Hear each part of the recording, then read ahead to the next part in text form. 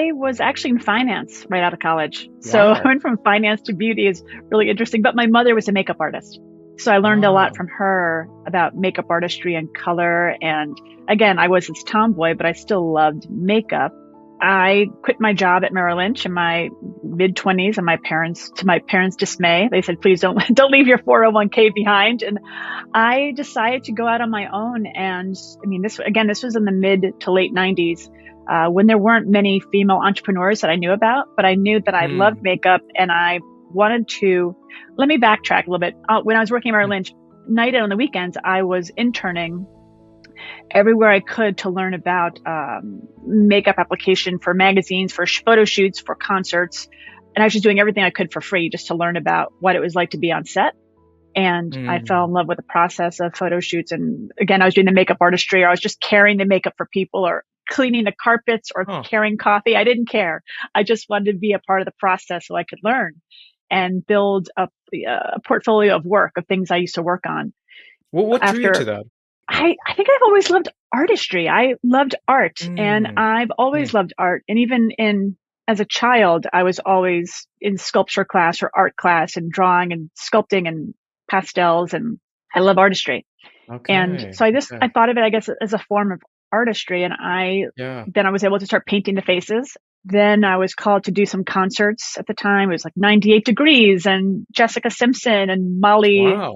Oh my gosh, I've forgotten. Not Molly. Anyway, there are lots of actors and actresses and singers I started to work with. And that's when I quit Okay. Merrill Lynch, and I was doing a lot of makeup artistry for TV production and movie production. And I started making makeup for women. There were these things Mm. that you could buy that you could actually mix makeup for people. So I go like back in like Mm. Mm. Avon back in the days, I would go home to home and start whipping up makeup for people in their kitchens. So, yeah, that was the beginning of wanting to get more involved in makeup. And then on a fluke, a friend of mine was a TV producer in ABC affiliate. I was living in Florida at the time, and he knew Mm. that I was doing makeup artistry for these artists. And he said, I need you to come on air with your makeup kit and talk about what you're using on these celebrities because our actual guests fell through. And to be honest, I cursed at him. I'm not going to say it, but I cursed. I said, absolutely not. There's no way I'm Okay. going on TV to talk about that. I do the makeup for the people on TV. And, this is back in the day when there weren't people really on TV except for the anchors that were on TV. So he threw me in front of the camera. I wound up saying yes. And that segment has led me down a path where I've been on TV almost 27 years every single month since. So Wow. Wow. it Wow. changed Wow. everything for me because that segment then turned into a weekly segment. And then people were Okay. calling the studio saying, why is she talking about these products? I've never heard of them. You can't find them Uh-huh. anywhere. And this was pre-Sephora and pre-Ulta days. So you could only find products in a department store. Okay. So it kind of gave me this idea. If I could use the TV segment now as this educational tool, what if I opened a store that could be my sales channel? And that's what I did. And everyone said, don't quit your day job. It's the dumbest idea they've ever heard. No one's going to leave a department store to buy beauty products. And I did it anyway. I had $30,000 in savings and said, I'm going to try this. And what do I have to lose? But I felt it so badly in my gut. I just felt like this would be something important and meaningful. So I took the leap and I did Yeah. it in Wow. 1997. Wow. Wow. Wow. Yeah. And you were making these products yourself, right? You were mixing them At the yourself and beginning, I was. So when I opened Beauty Bar, then I was bringing in brands, very popular brands, L'Occitane, Fresh. These are very popular beauty brands that were just starting out the same time I was. oh So I wow. was the ability to just kind of say, I'm going to sell these products. I didn't know how to sell beauty products, but I wanted to create a space, Brandon, that made people feel comfortable and welcome. Yeah. So I was creating a space for biophilic design without having a title for it or a word for what I was trying to describe. So I was putting in wood features, hanging up shelves for I got at Home Depot. Like everything was made from I either grabbed it from my home or my parents helped me hang things from Home Depot just to decorate, hand paint to, the store itself. And the business really exploded. It took around a year for people to understand what an apothecary was, because the Okay. brands were really so new and unheard of. And I had men's products and no one had ever bought men's specific products yet. So I wasn't making Mm. any of this anymore. These were all brands that were available around the globe that I was bringing in to sell. Okay. But you were say more about the biophilic design. How did that component come into your sets, or how else were you incorporating it? It was interesting time because again, I was in my 20s and I was just going off what I felt. And I really wanted a space for all to be welcome. All people of all ages, of all backgrounds, just to come and be welcome and feel comfortable and Mm. not feel like they're being sold to. But I wanted people just to be and not do. I just want people to feel like they Mm. could be there and not have to shop, but they could converse with others that were there. And so I always said like it was like my living room.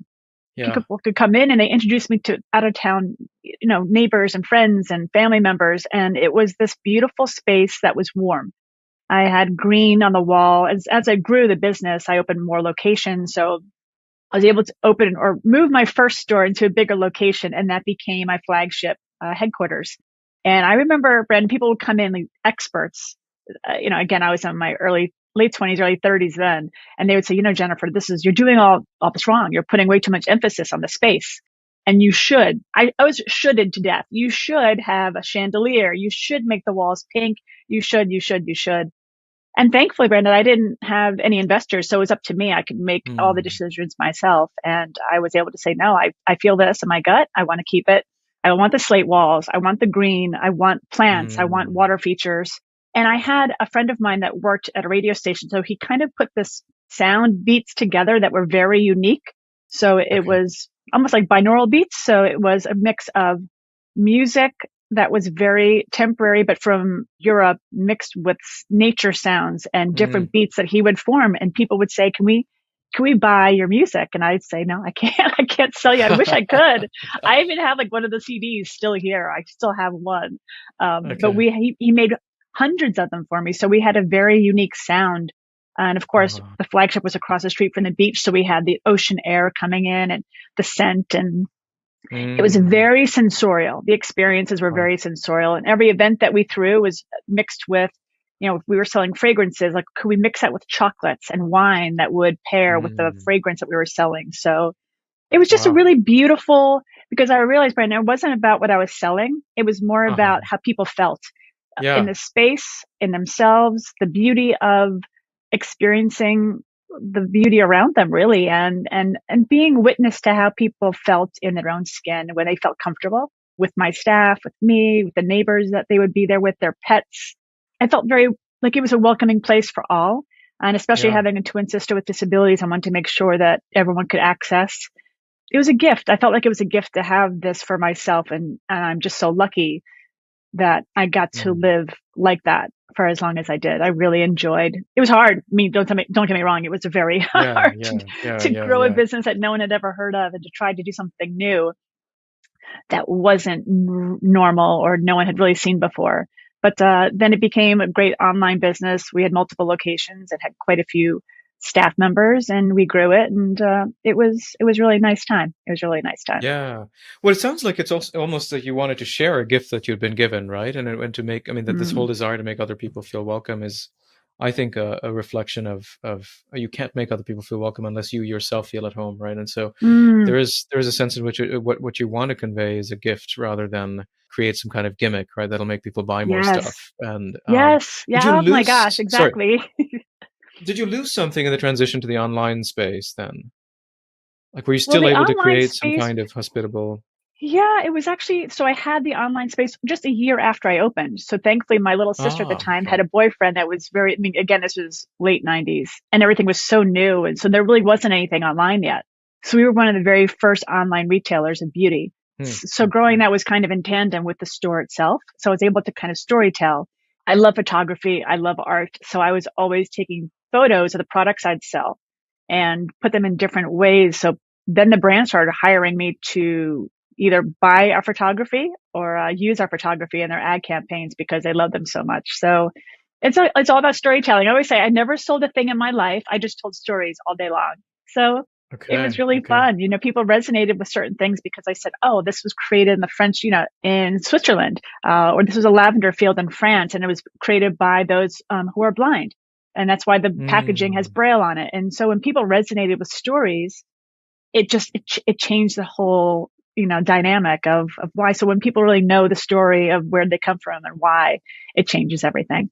Wow, wow, fantastic. Well, talk about your journey from there to walk with Walsh and the walking. I mean, how did that transition come about, and what inspired that change? Yeah, I was in Florida. I sold my company up to a business up here in New York. So I left my 14, 15 years living in Florida to come back. So I'm from New York originally, but here I am now at 40 years old coming back and really starting over. When I thought I was just going to be here for a year selling beauty bar, it was going Mm, to be a year-long transition for the buyout. And that was 14 years ago.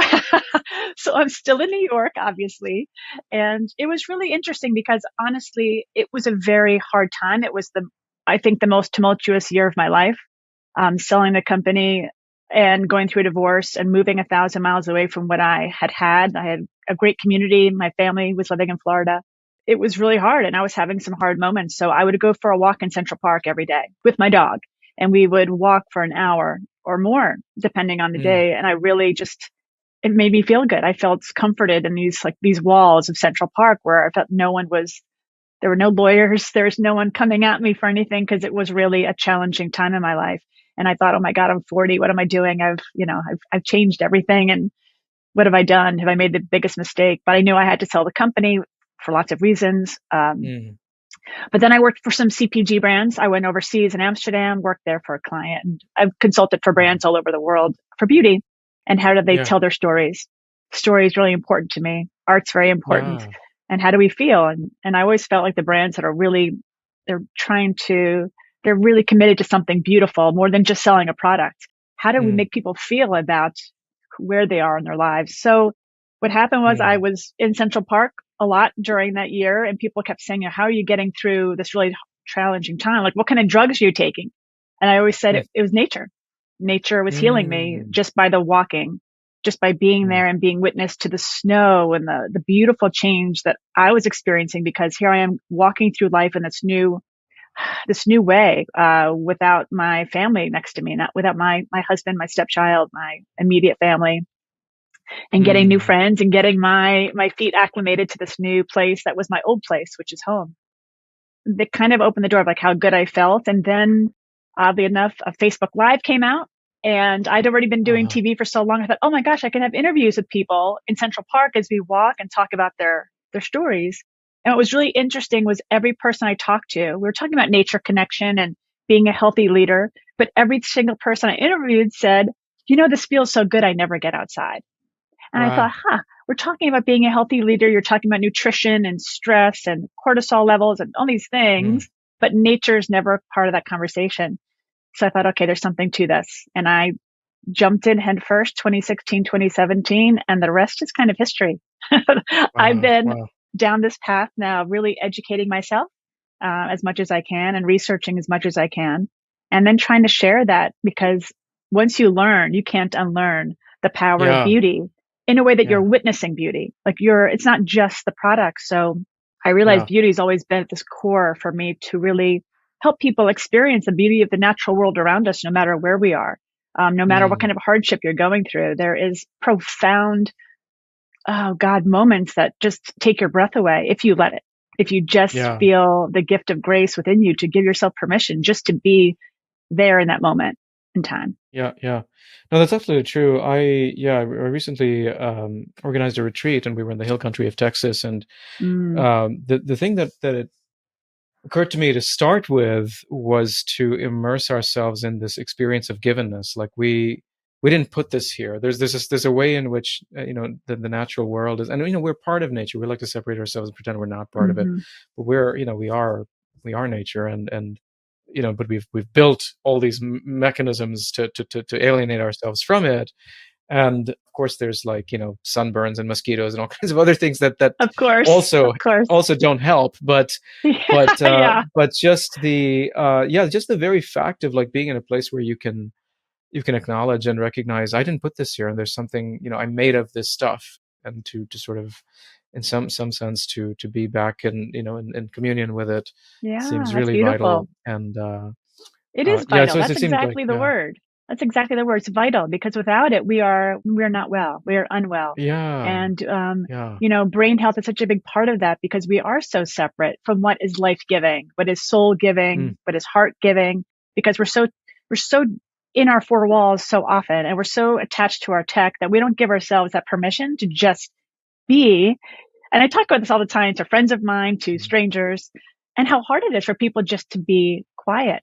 And I find that fascinating because especially since COVID, my life became very quiet here in New York City, as many did, but I really Yeah. was able to witness this profound beauty in the midst of chaos during that year of taking photos. I photographed almost every day of what's the New York City, Mm, what it was like to mm, be here. And I walked the island of Manhattan or ran it every day. And mm, it was just, it was hard to get to walk through, but I realized that cadence between my heart and my mind and the breath I was taking and witness like the architecture that I never really mm. noticed as a New Yorker growing up here and coming back here. I never noticed it because we're in such a frenetic space here, that busyness of your chaos, you're running from one thing to another, but you never bear witness to the beauty that we're given in that moment. Yeah. So all of a sudden, that peeling back of the layers, I was able to see for the first time with like brand new eyes. It was Yeah. an interesting time. Wow. Wow. Tell us about the wellness walks. What exactly do y'all do?